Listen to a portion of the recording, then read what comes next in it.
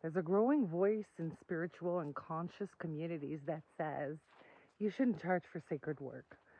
Well, this idea often comes from a romanticized view of the past where elders, healers, midwives, medicine keepers, and wisdom holders weren't paid in money, but were supported through communal reciprocity.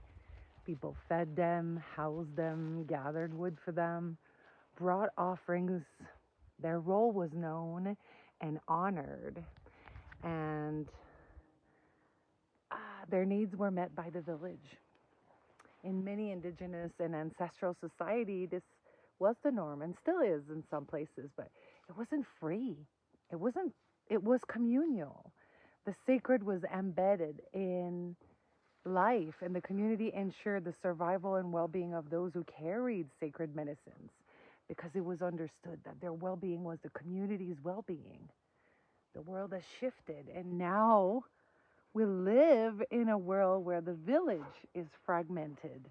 The elders, the healers, the ones carrying the medicine often live alone with rent or mortgages, grocery bills, and no systemic support. The same people who say this is sacred, don't charge, often aren't the ones showing up to offer food, chop wood, pay for heat, or care for the children of the healers so they can do their work. We are surrounded by capitalism, but we do not participate in all in it equally. Healers, artists, and medicine people often stand at the edge of that system, trying to survive while remaining rooted in integrity.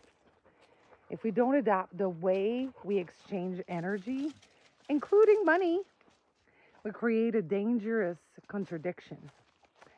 Sacred work is only allowed if you can afford to do it for free.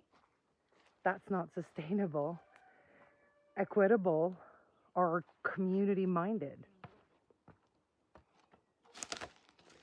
Adaptation is not betrayal. It is not hypocritical to charge for sacred work in this time.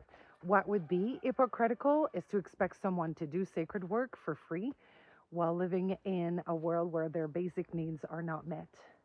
It's not wrong to hold boundaries around energetic exchange. It is a form of self-respect and community modeling. Money is not the enemy here. Extraction is. Entitlement is. But conscious, honest exchange, especially in a world where energy exchange in the form of lodging, food, or community support is no longer common, it is a necessary for adaptation. Instead of judging healers or elders for charging, perhaps the real question is, how can we, as a community, create structures of real support again? How can we honor sacred roles with reverence, whether through money, food, presence, or care? How can we move away from the extraction and back into the relationship? The solution isn't guilt or shame, it's responsibility.